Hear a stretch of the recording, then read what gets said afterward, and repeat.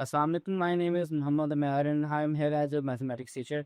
आज हम क्लास 10 की मैथमेटिक्स एक्सरसाइज 1.2 और क्वेश्चन नंबर 5 करने जा रहे हैं।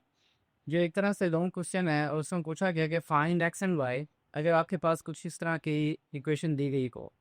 अब मेरे पास हम अगर कॉम्प्लेक्स नंबर्स को देखें जो कि ए प्लस बी आयोटा के फॉर्म में होते हैं, सो लेफ्ट हैंड साइड और राइट हैंड साइड को अगर कंपेयर करना चाहें, क्योंकि हम जानते हैं कि since complex numbers are equal so the real and imaginary parts must be equal, तो उसके लिए राइट हैंड साइड तो ठीक है, रियल पार्ट एक्स और अयोटा के साथ और इमेजिनरी पार्ट वाई है, लेकिन लेफ्ट हैंड साइड मेरे पास सिंपलेस्ट फॉर्म में नहीं है।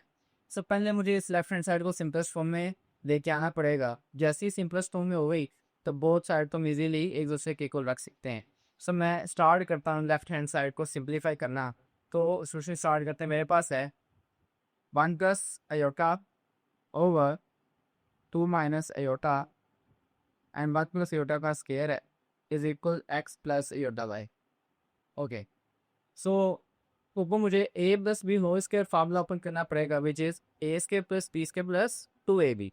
से यहाँ पे फार्मूला एक्सपेंड करते हैं, पहले टर्म का स्केयर प्लस दो फार्मूले वाला पहले रकम दूसरी रकम जमा दूसरी टर्म का स्केयर। वॉप्स आपको क्लियर हो गया होगा। डिनोमिनेटर में आ रहे तो 2 minus iota as it is equal X plus iota Y.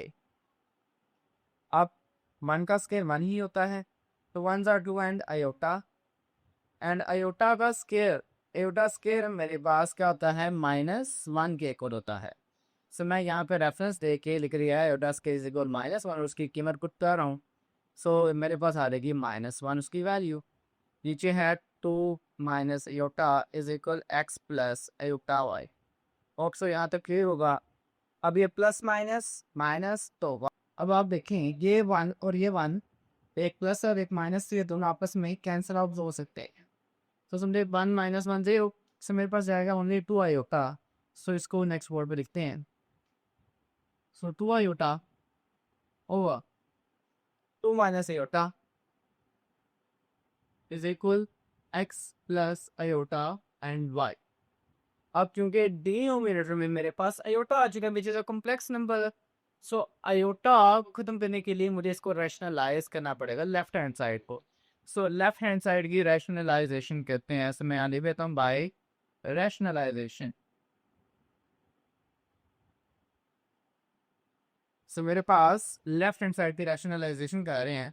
So 2 iota over 2 minus iota है मल्टीप्लाई बाय, अब नीचे वाले रकम के कंजुगेट से, कंजुगेट क्या होता है आयोटा के साथ वाला साइन चेंज, यानी माइनस है तो प्लस, प्लस है तो माइनस, उससे मल्टीप्लाई और डिवाइड करवाया जाता है। तो 2 प्लस आयोटा से मल्टीप्लाई भी करेंगे और 2 माइनस आयोटा से डिवाइड भी करेंगे is equal X plus iota Y as it is, वैसे का वैसे ही। अब ऊपर रकम से मल्टीप्लाई होती है। सो मैं लिख सकता हूँ 2 आयोटा इंटू 2 प्लस आयोटा से मल्टीप्लाई होगा।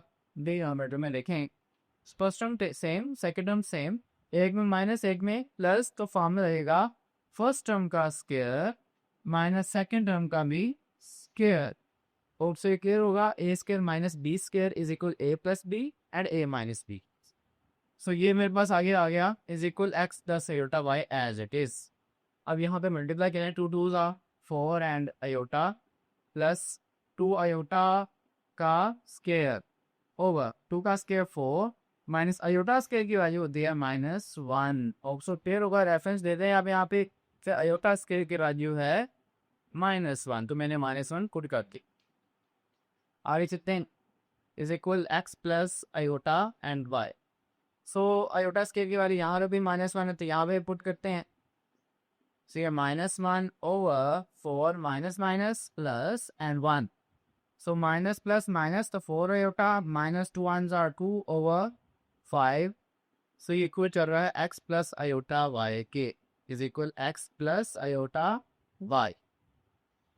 ओके, तो complex numbers A plus B iota के फॉर्म में होते हैं, तो मुझे इसको सेपरेट करना पड़ेगा। तो सेपरेट करते हैं, मेरे पास हम लिख सकते हैं 4 iota over 5 separate -2 over 5 separate is equal X plus iota Y. लेकिन पहली टर्म हमेशा रियल होती है, तो मैं -4 5 को पहले लिख लेता हूँ और प्लस 4 ओवर 5 आयोटा इसको बाद में लिख देता हूँ।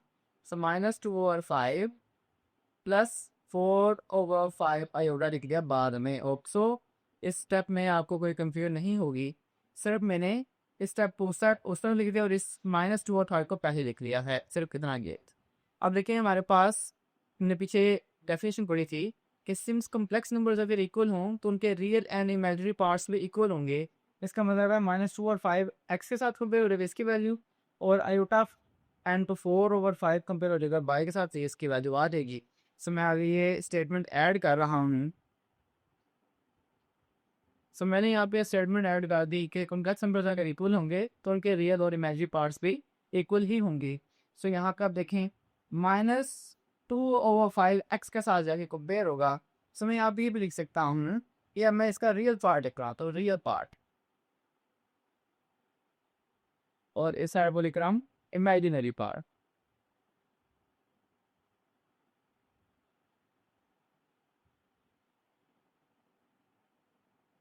सो देखें रियल पार्ट है -2/5, और उस साइड में दूसरी साइड में रियल है एक्स, तो ये एक्स के साथ कंपेयर हो गया, तो ये मेरे पास सिंपल आंसर आ गया।